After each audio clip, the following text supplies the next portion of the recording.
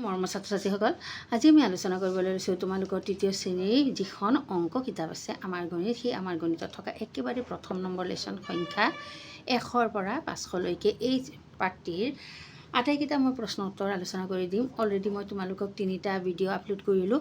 এতিয়া এইটো হ'ল 4 নম্বৰ ভিডিঅ'। তো তোমালোকে ভিডিঅ'টো ভালকৈ চাবা। যদি সেই 3টা ভিডিঅ' চোৱা নাই তেনেহ'লে তোমালোকে মোৰ প্লে'লিষ্টত গৈ চাব পাৰা।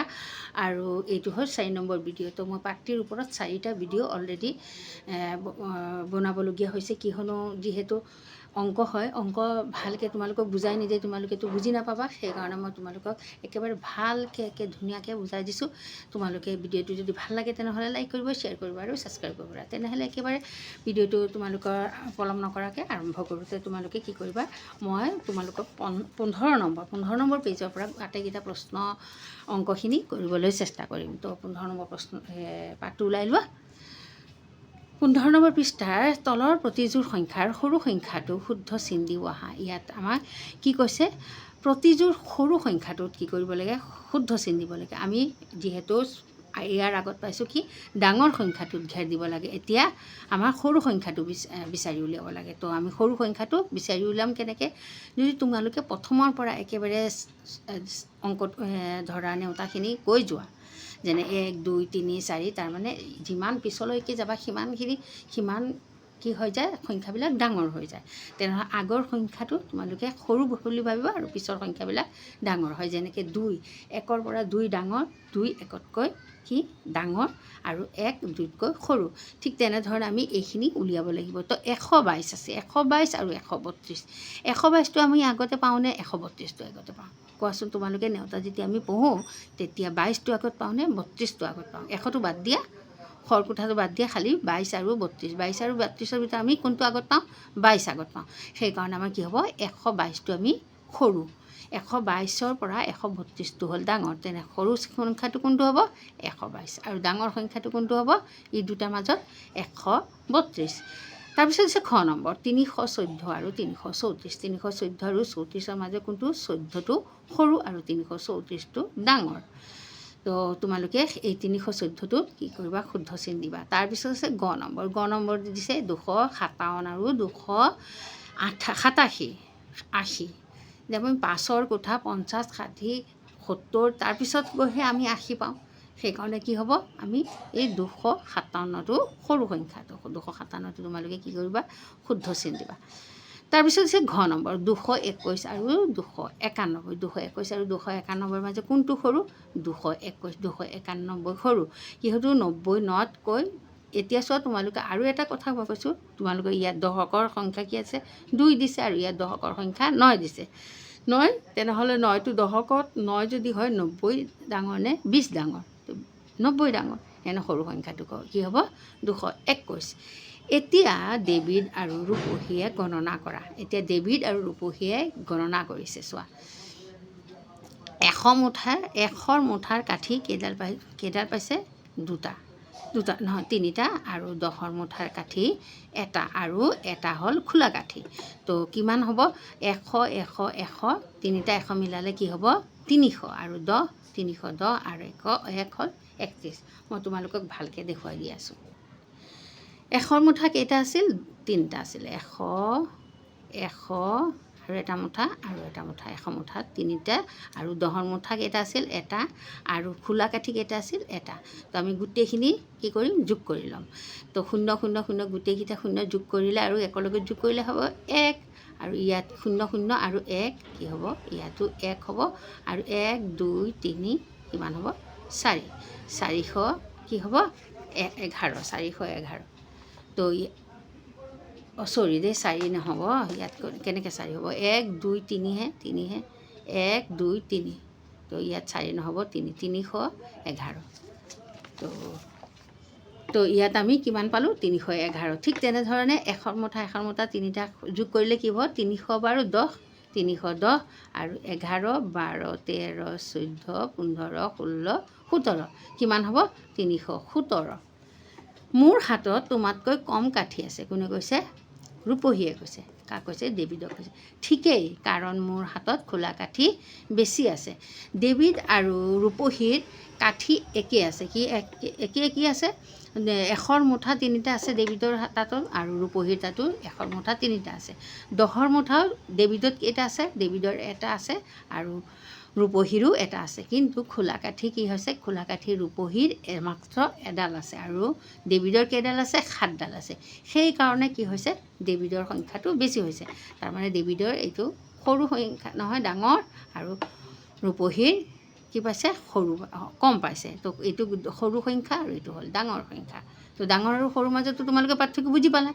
দুয়োৰে হাতত 100 আৰু 10ৰ মুঠা সমানে আছে। চোৱা, মই তোমালোকে যেনেকৈ বুজাই দিছোঁ ইয়াতো লিখা আছে।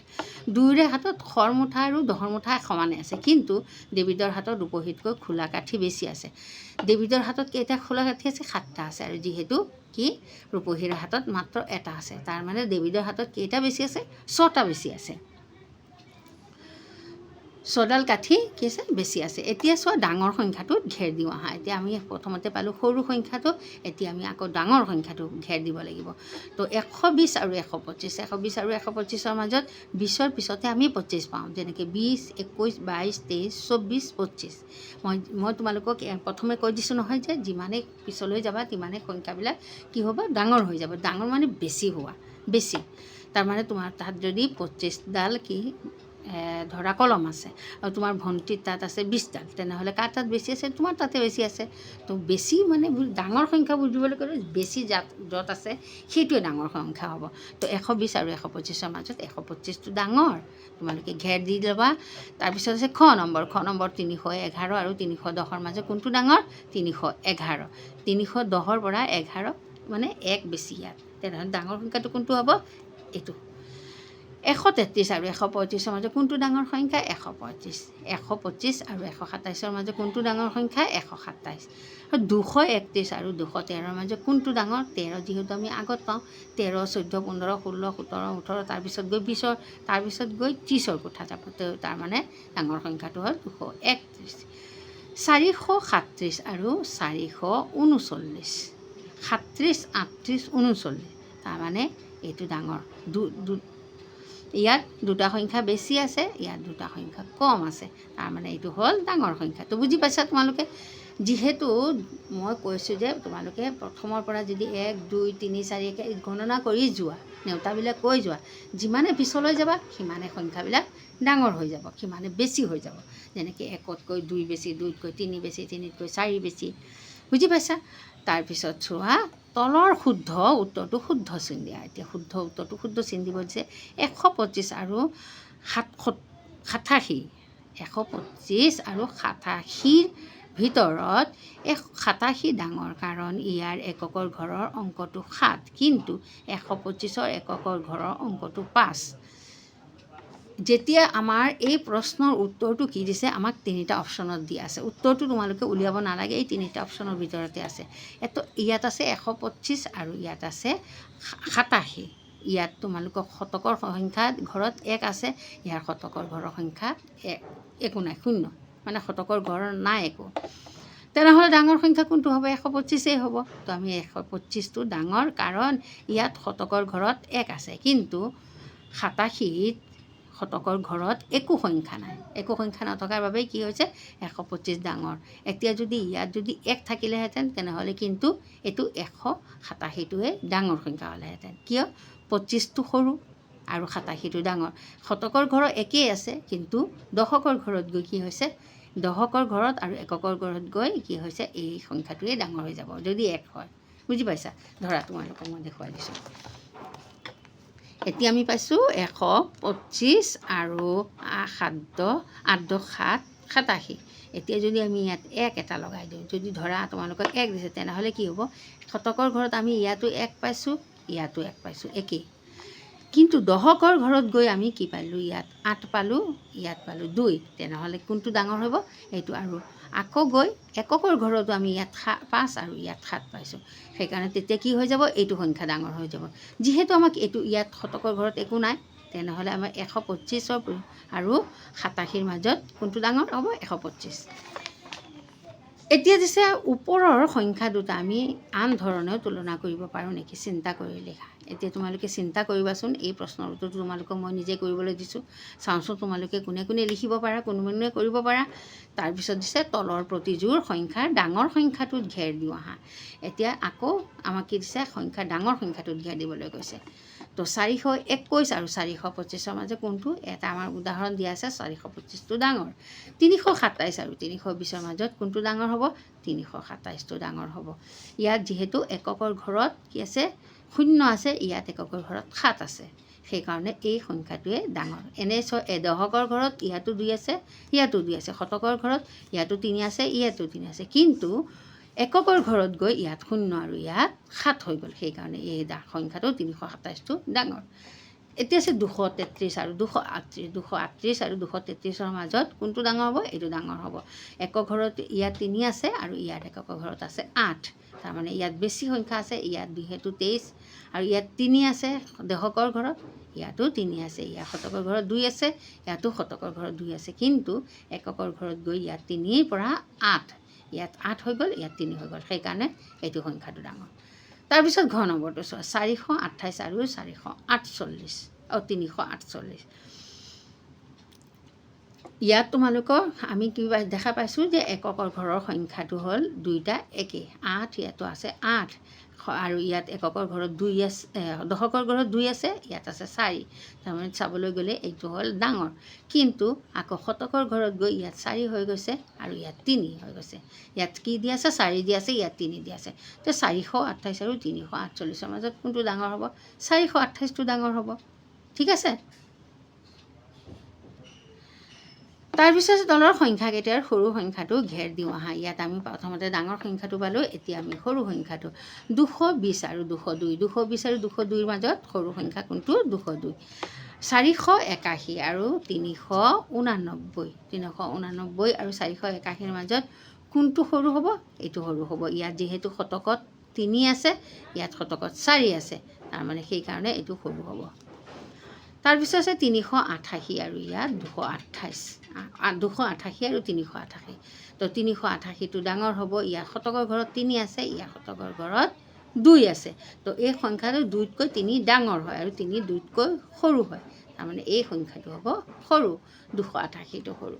444 আৰু 448, 448 আৰু 444ৰ মাজত কোনটো সৰু হ'ব, সেইটো সৰু হ'ব। 44, 45, 46, 47, 48, তেতিয়াহে আমি 48 পাওঁ, তাৰমানে পিছত কি আছে 48, আগত আমি 44 পালোঁ, সেইকাৰণে এইটো কি হ'ব, সৰু সংখ্যা। তোমালোকক মই 2 ধৰণে বুজাই দিছোঁ।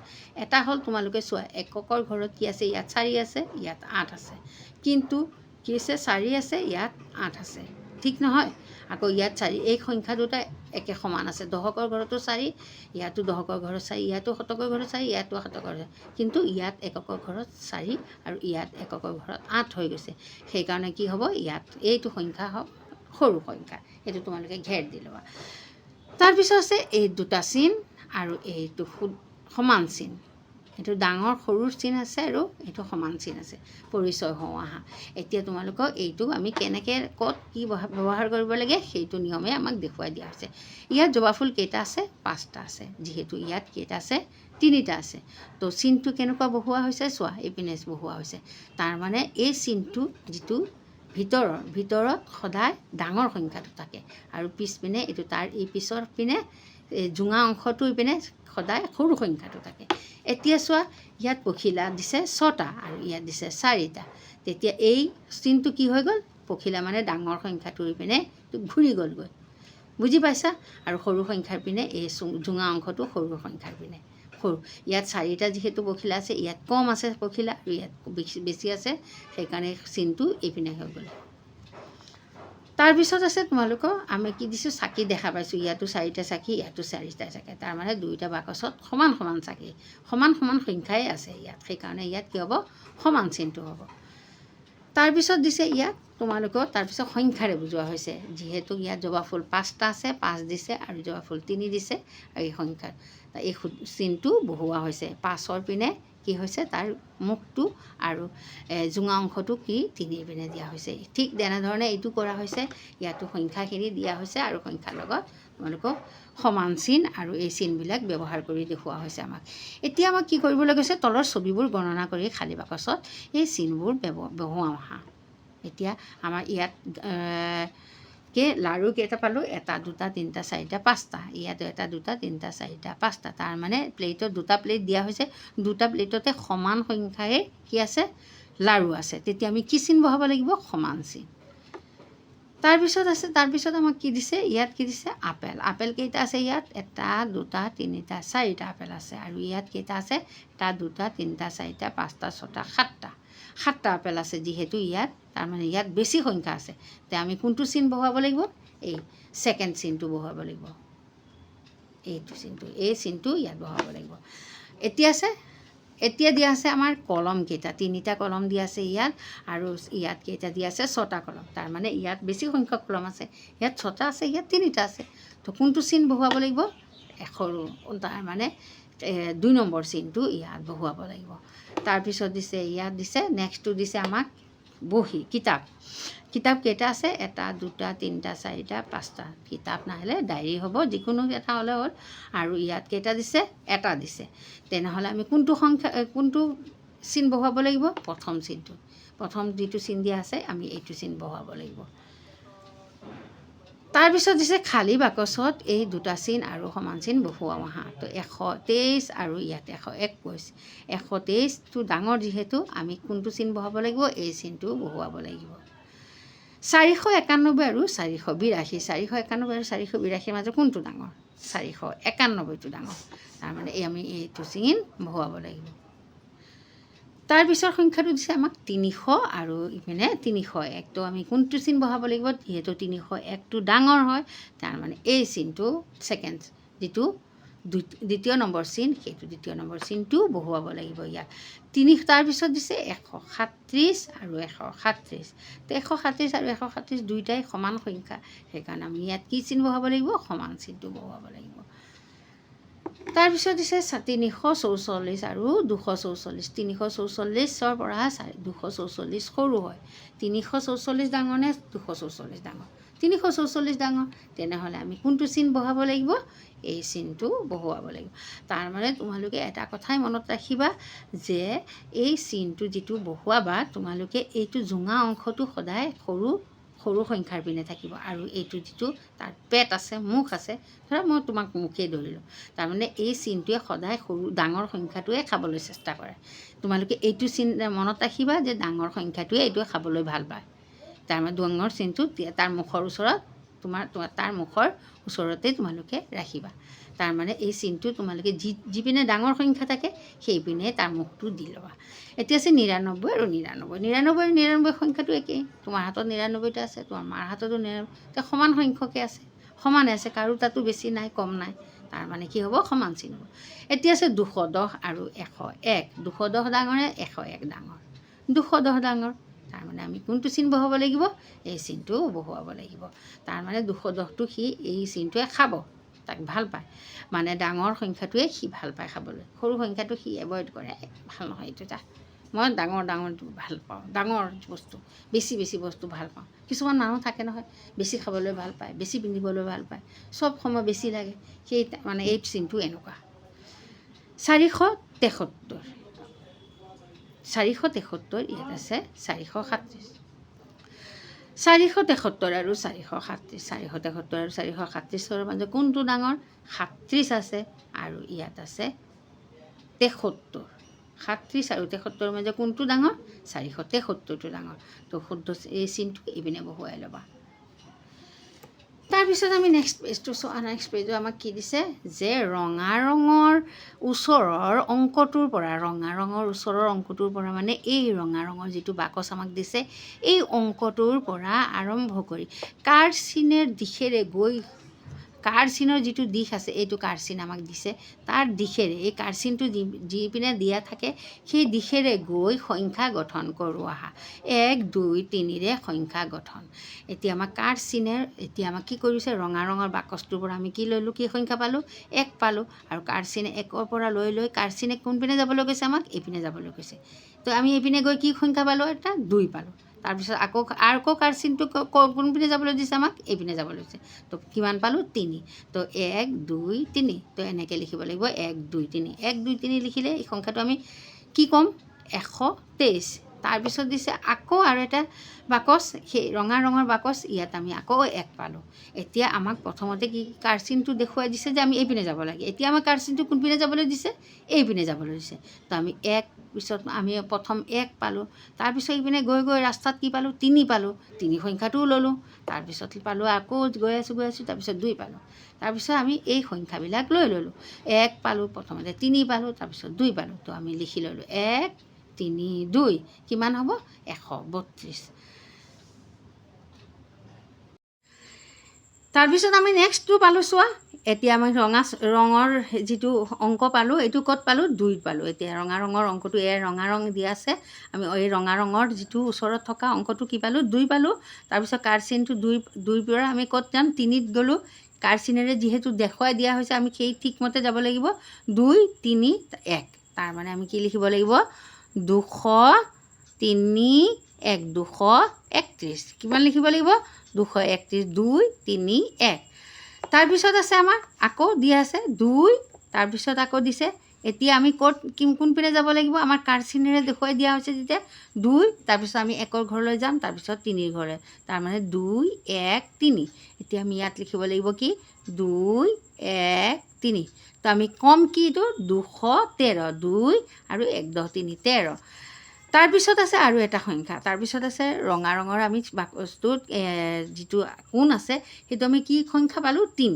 তো 3ৰ পৰা আমি কাৰ চিনেৰে কোনপিনে যাব লাগিব 1ৰ পিনে যাব লাগিব 3 লিখিম পিছত তাৰপিছত লিখিম 1 তাৰপিছত লিখিম আমি 2 তো 3 আৰু 1 আৰু 2 3 300 কি হ'ব 312 3 1 2 কি লিখিব লাগিব 3 1 2 তো আমি সংখ্যাটো কম কেনেকৈ 312 এতিয়া আকৌ আমাক কি দিছে 3ৰ পৰা আমি এতিয়া কোনপিনে যাব লাগিব কাৰ চিহ্ন দিয়া আছে আমি 2 পিনে যাব লাগিব তো আমি লিখিম প্ৰথমতে 3 তাৰপিছত লিখিম 2 তাৰপিছত 2 পিছত ক'ত যাব লাগিব 1ৰ পিনে যাব লাগিব 3 2 1 লিখিব লাগিব কেনেকৈ 3 আমি লিখিব লাগিব তাৰপিছত 2 লিখিব লাগিব 3ৰ পৰা 2ত যাব লাগিব তাৰপিছত 2ৰ পৰা 1ত যাব লাগিব 3 2 1 321 তো আমি সংখ্যাটো লিখিম এনেকৈ আৰু কম কেনেকৈ 321 এতিয়া আমাক কি দিছে আকৌ 4 2 0ৰে সংখ্যা গঠন এতিয়া 4 2 0ৰে সংখ্যা গঠন কৰিব লৈছে যিহেতু 4 দিয়া আছে আমাৰ এই ৰঙা যিটো ৰঙা ঘৰৰ যিটো সংখ্যা আছে এইটো 4 আছে তাৰপিছত আকৌ কাৰ চিন আমাক দিয়া আছে কাৰ চিনৰ পৰা কেনেকৈ আহিব লাগিব 2ত আহিব লাগিব তাৰপিছত 0ত আহিব লাগিব এতিয়া লিখিম কেনেকৈ চোৱা 4 2 আৰু 0 4 2 0 তো আমি 4 2 0 বুলি লিখিলোঁ কিন্তু কওঁতে যদি আমি 4 2 0 বুলি কওঁ তেনেহ'লে শুদ্ধ হ'বনে নহ'ব আমি সংখ্যাটো কেনেকৈ ক'ম 420 এতিয়া আমাক দিছে আকৌ 4 লিখিব লাগিব এতিয়া আমাৰ এই আকৌ সংখ্যাটো কি আছে ৰঙা ৰঙৰ যিটো ৰঙা ৰঙৰ ওচৰৰ সংখ্যাটো অংকৰ সংখ্যাটো কি আছে 4 আছে আৰু 4ৰ পৰা আমি ক'ত যাব লাগিব 0 পিনে যাব লাগিব তাৰপিছত 0ৰ পৰা আকৌ ক'ত যাব লাগিব 2 যাব লাগিব তো আমি সংখ্যাটো 402 লিখিম কওঁতে কি লিখিম কম 402 তাৰপিছৰ সংখ্যাটো চোৱা তাৰপিছৰ সংখ্যাটো আমাক ৰঙা ৰঙৰ যিটো সংখ্যা আছে কি আছে 2 আছে ৰঙা ৰঙৰ ওচৰৰ অংকটো কি আছে 2 আছে তাৰপিছত 2ৰ পৰা আমি কোনপিনে যাব লাগিব কাৰ চিনটো এইপিনে দিয়া আছে 0 যাব লাগিব 0ৰ পৰা আকৌ ক'ত যাব লাগিব আকৌ 4ত যাব লাগিব তো আমি 2 0 4 তো কম কেনেকৈ 204 তাৰপিছত আছে আকৌ 2 লিখিব লাগিব আমি কি লিখিছোঁ 2 তাৰপিছত আকৌ 2ৰ পৰা আকৌ ক'ত যাব লাগিব এইটো কাৰ চিনে আমি দিয়া আছে যিহেতু ৰাস্তা আমি 2ৰ পৰা 4ত যাম 4ৰ পৰা 0ত যাম তো 2 লিখিম তাৰপিছত 4 লিখিম আকৌ তাৰপিছত লিখিম 0 তো কি হ'ল 240 এতিয়া আমি সংখ্যাটো কম কেনেকৈ 240 এতিয়া তোমালোকে 18 নম্বৰ পেজটো ওলাই লোৱা 18 নম্বৰ পেজত আমি কি দেখা পালোঁ সংখ্যা গঠন কৰা তো আমাক এইটো 3টা সংখ্যা দিয়া আছে 5 2 7 এই 5 2 7এৰে কি কৰিব লাগিব সংখ্যা গঠন কৰিব লাগিব তো আমি প্ৰথমতে 5এৰে গঠন কৰোঁ 5 দি গঠন কৰিলোঁ 5 2 7 5 2 7 লিখিলোঁ তাৰপিছত আৰু এটা গঠন কৰিম 5 7 2 এতিয়া আমি প্ৰথমত 2 ল'লোঁ তাৰপিছত 7 ল'লোঁ তাৰপিছত নেক্সটতো আমি কি কৰিম 5 ল'ম তাৰপিছত 7 ল'ম তাৰপিছত 2 ল'ম এতিয়া আমি 5 2 7এৰে দুটা সংখ্যা আমি গঠন কৰিলোঁ তো দুটা সংখ্যাকে 527 আৰু 572 পালোঁ আমি কি দুটা সংখ্যা পালোঁ 527 আৰু 572 ঠিক তেনেদৰে আমি 2ৰে সংখ্যা গঠন কৰিম 2ৰে প্ৰথম গঠন কৰিম 2 5 7 2 5 7এৰে 257 হ'ব আৰু তাৰপিছত 2 7 5 2 7 5 2 7 5 275 এতিয়া আমি কি কৰিম 5এৰে যেতিয়া সংখ্যা গঠন কৰিলোঁ 2ৰে সংখ্যা গঠন কৰিলোঁ এতিয়া ৰ'ল 7 আমি এতিয়া 7 দি সংখ্যা গঠন কৰিম 7 প্ৰথমতে কি কৰিম 7 2 5 তো 7 লিখিম প্ৰথমতে 7 লিখিলোঁ আমি ৰ'বা 7 লিখিলোঁ তাৰপিছত 2 লিখিলোঁ তাৰপিছত 5 লিখিলোঁ কি হ'ল 725 এতিয়া আমি 7 2 5 কৰিলোঁ নহয় এতিয়া আমি উল্টা কৰি দিওঁ 2 আগত আনিলোঁ এতিয়া আমি 2 পিছত লৈ যাম 5টো আগত লৈ আহিম তো 7 5 2 তো 7 5 2 7 5 2 7 5 2ৰে গঠন কৰিলোঁ সংখ্যাটো আমি কি লিখিম তো 7 2 5 তো কম কেনেকৈ 752 7 2 5এৰে সংখ্যা গঠন কৰা সংখ্যাটো আমি 752 পালোঁ এতিয়া আমি খ নম্বৰটো চোৱা খ নম্বৰটো আমাক দিছে সংখ্যাকেইটা দিছে 2 দিছে 3 দিছে আৰু 4 দিছে প্ৰথমতে আমি ঠিক তেনেধৰণে কৰি ল'ম 2 দি প্ৰথমতে 2 সংখ্যাৰে গঠন কৰি ল'ম 2 3 4 ৰ'বা তো আমি প্ৰথমতে 2ৰে কৰি ল'ম 2 3 4 2 3 4ৰে আমি সংখ্যা গঠন কৰি কি পালোঁ 234 2 3 10 4 34 এতিয়া আমি আকৌ 2ৰে গঠন কৰিম 2 প্ৰথম 3 আনিলোঁ তাৰপিছত 4 আনিলোঁ এতিয়া আমি কি কৰিম 2 প্ৰথম 4 আনিম তাৰপিছত 3 আনিম তো প্ৰথমতে আমি 2 লিখি ল'লোঁ তাৰপিছত আমি এতিয়া 3 নিলিখি 4টো আগত লিখিম 4 লিখিলোঁ তাৰপিছত আমাক 3টো লিখি ল'ম তেতিয়া আমি আৰু এটা সংখ্যা পালোঁ তে কি 2ৰে দুটা সংখ্যা আমি গঠন কৰিলোঁ 234 আৰু 243 এতিয়া আমি 2ৰে যিহেতু গঠন কৰিলোঁ এতিয়া আমি 3ৰে গঠন কৰিম তো 3 দি সংখ্যা গঠন কৰিলে 3 আমি প্ৰথম 3 লিখিলোঁ 3 2 4 3 2 আৰু 4 3 2 4ৰে আমি গঠন কৰিলোঁ সংখ্যাটো কি হ'ল 324 এতিয়া আমি কি কৰিম আকৌ 3ৰে গঠন কৰিম সংখ্যা তো 3ৰে সংখ্যা গঠন কৰিলে আমি আগতে 2টো আনিছিলোঁ পিছত 4টো আনিছিলোঁ এতিয়া আমি কি কৰিম এতিয়া প্ৰথমতে আমি 4টো আনিম তাৰপিছত 2টো আনিম তো 4 2 এতিয়া আমি কি সংখ্যাটো কি পালোঁ 342 3ৰে দুটা সংখ্যা আমি গঠন কৰিলোঁ প্ৰথম সংখ্যাটো পালোঁ 324 আৰু দ্বিতীয় সংখ্যাটো পালোঁ 342 এতিয়া আমি 4 দি গঠন কৰিম তো 4 দি গঠন কৰি 4 প্ৰথমতে 4 লিখিম তাৰপিছত 3 লিখিম তাৰপিছত 2 লিখিম 4 2 4 3 তাৰপিছত কি লিখিম 2 432 তো আমি এতিয়া আমি কি কৰিম আকৌ 4ৰে গঠন কৰিম তো প্ৰথমতে আমি 4টো লিখি লওঁ 4 এতিয়া আমি 4 3 2 প্ৰথম কৰিলোঁ এতিয়া আমি কি কৰিম 4 2 3 লিখিম 4 2 3 তো প্ৰথমতে আমি কি পালোঁ প্ৰথমতে আমি 5ৰে গঠন কৰিলোঁ 527 পালোঁ এটা সংখ্যা আৰু 572 পালোঁ আন এটা সংখ্যা এতিয়া 2ৰে গঠন কৰা সংখ্যাটো 257 আৰু 275 7ৰে গঠন কৰা সংখ্যা দুটা হ'ল 725 আৰু 752 আৰু 2ৰে আকৌ ঠিক আমি খ নম্বৰ প্ৰশ্নটো কৰিলোঁ যে 2ৰে গঠন কৰিলোঁ সংখ্যা দুটা কি পালোঁ 234 আৰু 243 3ৰে গঠন কৰা সংখ্যা দুটা পালোঁ 324 আৰু 342 এতিয়া 4ৰে গঠন কৰা সংখ্যা দুটা পালোঁ 432 আৰু 423 এতিয়া তলত দিয়া অংককেইটাৰে কি সংখ্যা গঠন কৰিব পাৰি লিখোৱা আৰু ইয়াৰে আটাইতকৈ ডাঙৰ আৰু আটাইতকৈ সৰু সংখ্যা দুটাত ক্ৰমে নীলা আৰু ৰঙা ৰং দিয়া এতিয়া আমি কি কৰিম তলত দিয়া অংককেইটাৰে কি সংখ্যা গঠন কৰিব পাৰি 1 তিনি আৰু 4 1 3 4ৰে কি সংখ্যা গঠন কৰিব পাৰি ইয়াৰে আটাইতকৈ ডাঙৰ আৰু আটাইতকৈ সৰু সংখ্যাটো দুটা ক্ৰমত নীলা আৰু ৰঙা ৰং দিবলৈ কৈছে তে একেৰে আমি প্ৰথম সংখ্যাটো লিখিম 1 3 4 আমাক কি সংখ্যা দিছে 1 3 আৰু 4 তো আমি একেৰে প্ৰথম সংখ্যা বনাও 134 1 3 4 আৰু 1 4 3 আৰু 1 4 3 আকৌ আমি 3ৰে সংখ্যা গঠন কৰিম 3 4 1 আৰু 3 1 4 আকৌ লিখিম আমি 4 দি 4 3 1 আৰু 4 1 3 এতিয়া আমি এই গোটেইকেইটা সংখ্যাৰ ভিতৰত আটাইতকৈ কি কৰিব লাগিব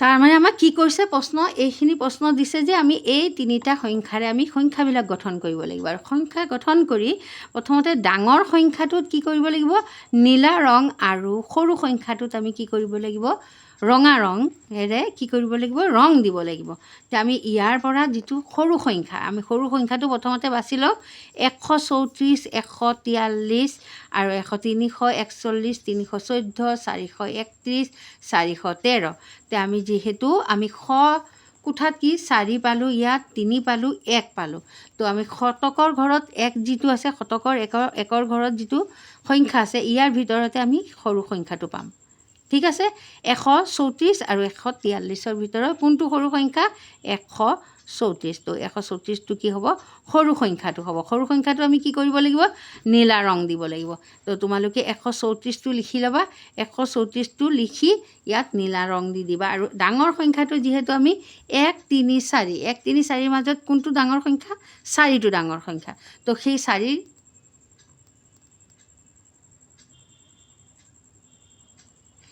4 সংখ্যাটোৰে গঠন হোৱা দুটা সংখ্যাৰ ভিতৰত যিটো সংখ্যা ডাঙৰ হ'ব সেইটো সংখ্যাটোত কি কৰিব লাগিব আমি নীলা ৰং দিব লাগিব তো 431 আৰু 413ৰ মাজত কোনটো ডাঙৰ সংখ্যা 431 এতিয়া আমাক কি কৰিবলৈ কৈছে এতিয়া তোমালোকে এই দুটা সংখ্যা লিখি ল'বা আৰু লিখি লৈ কি কৰিব লাগিব আমি ইয়াত ৰঙা ৰং আৰু নীলা ৰং দিব লাগিব তো আমি নীলা ৰং যিহেতু ইয়াত আছে তো নীলা ৰংটো কি কৰিব লাগিব ডাঙৰ সংখ্যা তো ডাঙৰ সংখ্যাটো আমি কি পালোঁ 431 তো ইয়াত লিখিবা তোমালোকে 431 আৰু ইয়াত লিখিবা 100 3 4 34 তো 134 লিখিবা 3 1 3 4 লিখিবা লিখি ৰঙা ৰং দি দিবা হা আৰু ইয়াত 4 3 1 মানে 431 লিখিবা লিখি ইয়াতে কি কৰিবা নীলা ৰং দি দিবা এতিয়া ঠিক তেনেধৰণে আমি এই 0 3 1 0 3 1ৰে আমি কি কৰিব লাগিব সংখ্যা গঠন কৰিব লাগিব তো 0 3 1ৰে আমি কি সংখ্যা গঠন কৰোঁ আহা 0 এতিয়া আমি 3ৰে দুটা সংখ্যা গঠন কৰিলোঁ 301 আৰু 310 পালোঁ ঠিক তেনেধৰণে আমি 1ৰে গঠন কৰিম 1ৰে আমি 1 0 3 আৰু 1 3 0 তাৰ মানে 103 আৰু 130 পালোঁ তো এই চাৰিটা সংখ্যাৰ ভিতৰত যিটো সংখ্যা ডাঙৰ হ'ব সেই সংখ্যাটো আমি বাছি উলিয়াব লাগিব তো এতিয়া 301 আৰু 310 103 আৰু 130ৰ মাজত চবতকৈ ডাঙৰ সংখ্যাটো আমি কি পালোঁ 310 পালোঁ তো 310টো তোমালোকে মই লিখি দিছোঁ তাৰপিছত পালোঁ আমি একেবাৰে সৰু সংখ্যাটো আমি কি পালোঁ 103 তো 103টো হ'ল সৰু সংখ্যা তো আমি কি কৰিব লাগিব এই 310 যিটো সংখ্যা ডাঙৰ সংখ্যা আছে সেই ডাঙৰ সংখ্যাটো আমি ইয়াত লিখি তাত কি কৰিব লাগিব নীলা ৰং কৰিব লাগিব আৰু এই যিটো সৰু সংখ্যাটো আছে 103 এই 103 ইয়াত লিখি আমি কি কৰিব লাগিব ৰঙা ৰং কৰিব লাগিব তো মই তোমালোকক 310 লিখি দিছোঁ ইয়াত আৰু তাৰপিছত তোমালোকে এইটো নীলা ৰং কৰি ল'বা ইয়াত লিখিবা তোমালোকে 103 বুলি লিখি তাৰপিছত কি কৰিবা ৰঙা ৰং কৰি ল'বা এইবিলাক লিখিব নালাগে এইখিনি লিখিব নালাগে খালি অকল ডাঙৰ সংখ্যাটো সৰু সংখ্যাটো লিখি তোমালোকে কি কৰিবা নীলা ৰং ডাঙৰটোত কৰিবা আৰু সৰুটোত কি কৰিবা সৰু সংখ্যাটোত ৰঙা ৰং কৰি ল'বা ঠিক আছে তাৰপিছত আছে খেলো আহা 400ৰ পৰা 25কৈ আগুৱাই সংখ্যাবোৰ বাকচত লিখোঁ আহা। তাৰমানে 400ৰ পৰা 50 ঘৰ আমি আগুৱাই, তাৰমানে 400ৰ পৰা আমি 50 কি কৰিব লাগিব? যোগ কৰিব লাগিব। যোগ কৰি আমি এইখিনি সংখ্যা ইয়াত লিখিব লাগিব। 400ৰ পৰা 25কৈ আগুৱাই সংখ্যাবোৰ বাকচত লিখোঁ আহা। 400ৰ লগত যদি আমি 25 যোগ কৰোঁ তেনেহ'লে আমি কি পাম? 425। তোমালোকক মই শ্বৰ্ট ফৰ্মত শিকাই দিছোঁ 425। আকৌ 425ৰ লগত যদি আমি কি কৰোঁ? আকৌ 25 যোগ কৰোঁ তেনেহ'লে আমি 25 ঘৰ আগুৱাই বুলি ক'লে আমি 25 যোগ কৰিব লাগিব। তো 25 ঘৰ আগুৱালে 425ৰ লগত আমি আকৌ 25 যোগ কৰিলে কি পাম? 425ৰ লগত আকৌ 425ৰ লগত আকৌ 25 যোগ কৰিলে আমি 450 পাম। তো 450 ইয়াত লিখি ল'বা। এই কলমটো কি হৈছে? 450 ইয়াত লিখিবা কিমান? 450। ইয়াত লিখিবা 450। আকৌ 450ৰ লগত যদি আমি আকৌ কি কৰোঁ? 25 যোগ কৰোঁ তেনেহ'লে কিমান পাম? চোৱা, মই তোমালোকক কি কৰিম দেখুৱাই দিম। 425ৰ লগত কি 425। এতিয়া আমি 425ৰ লগত আকৌ 25 যোগ কৰিলে কিমান পাম? 25 আৰু পাছে পাছে কি হ'ব? 10ৰ 0 7 1 2 2 4 আৰু 1 কি হ'ব? 5 আৰু 4 4 450। তো 425ৰ লগত আকৌ 25 যোগ কৰিলে কি হ'ব? 450। তো 450টো পালোঁ। এতিয়া আকৌ 450ৰ লগত আকৌ 25 যোগ কৰিম, চাওঁচোন কিমান পাম? 450ৰ লগত আকৌ কি কৰিম? 25 যোগ কৰিলে কি হ'ব? 0 আৰু 5 কি হ'ব? 5 আৰু 5 আৰু 2 কি হ'ব? 7 আৰু 4 4, তাৰমানে 475। আকৌ 475ৰ লগত আমি কি কৰিম? 25 যোগ কৰিম। এতিয়া 450ৰ লগত 25 যোগ কৰি কিমান পালোঁ? 475 পালোঁ। 7 10 5 75। এবাৰ তোমালোকে ইয়াত 475 লিখি ল'বা। ইয়াত মই ওপৰত লিখি দিছোঁ 400 7 10 5 75 হ'বলা। কিতাপটোত কিবা তেল চেল লাগি গ'ল নেকি? 475 ইয়াত লিখিবা 475। 4 7 5 475ৰ লগত আকৌ আমি 25 যোগ কৰিলে কিমান পাম? পাছে পাছে 10ৰ 0 7 1 7 2 কিমান হ'ব? 7 8 9 আৰু 1 10ৰ 0 8 1 আকৌ 4 1 কি হ'ব?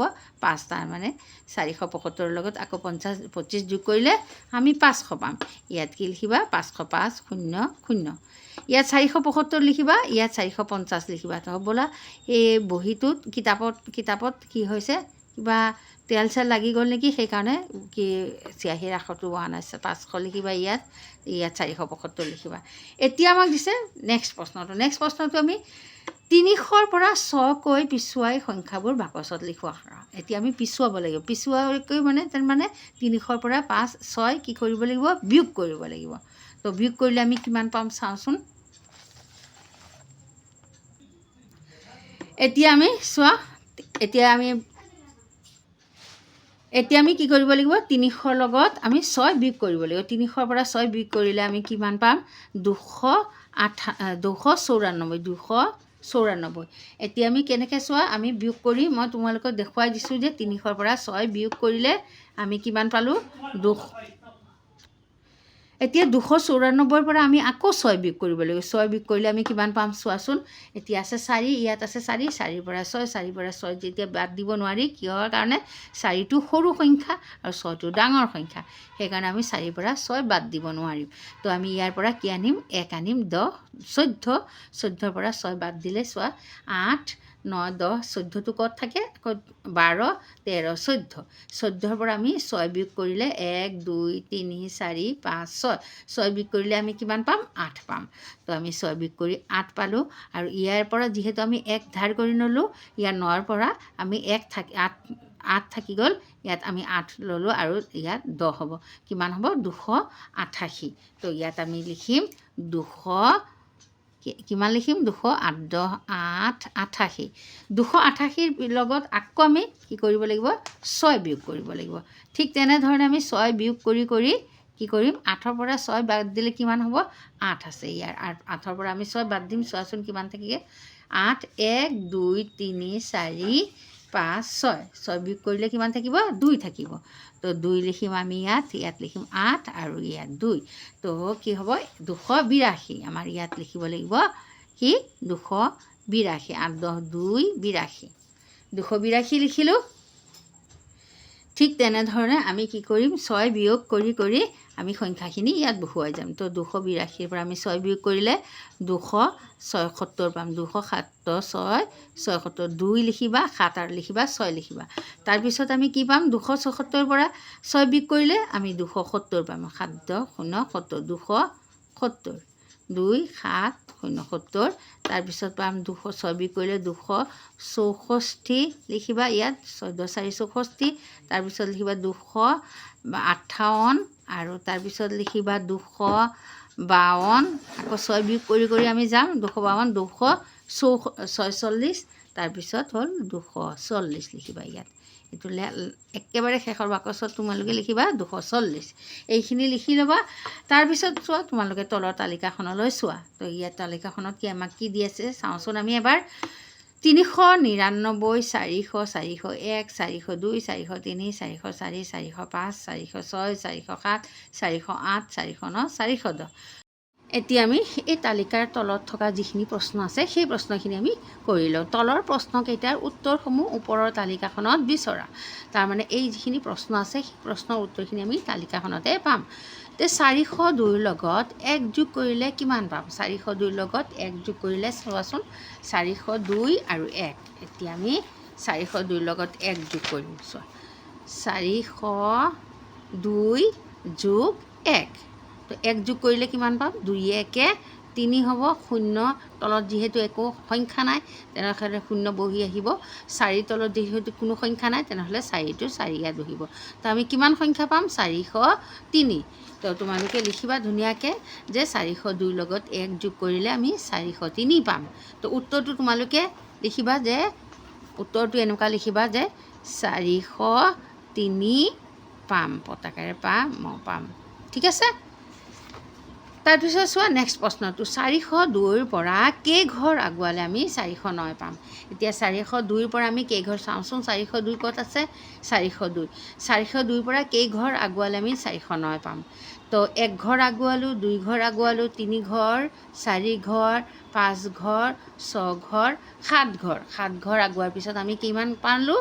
409 সংখ্যাটো পালোঁ। তো 409 সংখ্যাটো পাবলৈ হ'লে আমি 402ৰ পৰা কি ঘৰ আগুৱাব লাগিব? 7 ঘৰ। তো তোমালোকে উত্তৰটো ঠিক এনেকৈ লিখিবা যে উত্তৰ লিখিবা খালি দিবা 7 ঘৰ আগুৱালে পাম। লতেকেৰে লতেকেৰে লে আগুৱালে পতাকেৰে পাম। ঠিক আছে। 7 ঘৰ আগুৱালে পাম। তাৰপিছত আছে নেক্সট প্ৰশ্নটো 402ৰ পৰা 2 বিয়োগ কৰিলে কিমান পাম? 402ৰ পৰা আমি 2 বিয়োগ কৰোঁচোন। এতিয়া আছে আমাৰ 402 বিয়োগ 2। 2ৰ পৰা 2 বিয়োগ কৰিলে কিমান হ'ব? 0। আৰু এইটো 0 তলত একো সংখ্যা নাই যিহেতু ইয়াত 0 নামি আহিব। 4 তলত একো সংখ্যা নাই তেনেহ'লে 4। তো কিমান পাম আমি? কিমান পালোঁ? 400। তো তোমালোকে উত্তৰটো লিখিবা যে 402ৰ পৰা 2 বিয়োগ কৰিলে কিমান পাম? উত্তৰটো লিখিবা। উত্তৰ দি এনেকৈ উত্তৰ লিখিবা আৰু লিখি উত্তৰ 400 পাম। ঠিক আছে। বা এনেকৈ লিখিব পাৰা 402ৰ পৰা 2 বিয়োগ কৰিলে 400 পাম। তাৰপিছৰ সংখ্যাটো হৈছে 407ৰ পৰা 3 ঘৰ পিছুৱালে কি সংখ্যা পাম? 3 ঘৰ পিছুৱালে। এতিয়া আমাক আগত দিছে আগুৱালে, এতিয়া পিছুৱালে 407। চাওঁচোন 407ৰ পৰা 3 ঘৰ পিছুৱালে 407 3 ঘৰ 1 ঘৰ 2 ঘৰ 3 ঘৰ 3 ঘৰ পিছুৱালে আমি কি সংখ্যা পালোঁ? 404। তেতিয়া 407ৰ পৰা 3 ঘৰ আমি পিছুৱালে কি সংখ্যা পাম? 404। তো উত্তৰটো লিখিবা। উত্তৰ দি এনেকৈ লিখিবা উত্তৰ 404। ঠিক আছে। তাৰপিছত নেক্সট প্ৰশ্নটো মই কোন কোৱা? মোৰ লগত 3 7 আৰু 2 আছে। মই 300তকৈ সৰু সংখ্যা। মোৰ এককৰ স্থানত 7 আছে। মই কোন? তাৰমানে এককৰ স্থানটো আমাক দিয়া আছে। এতিয়া আমি কি কৰিব লাগিব? আকৌ 300তকৈ সৰু সংখ্যা হ'ব লাগিব। 3 7 আৰু 2 এই 3টা সংখ্যা আছে আৰু এককৰ ঘৰত 7টো আছে আৰু আকৌ 300তকৈ সৰু হ'ব লাগিব। তে আমি যদি এতিয়া কি কৰিম?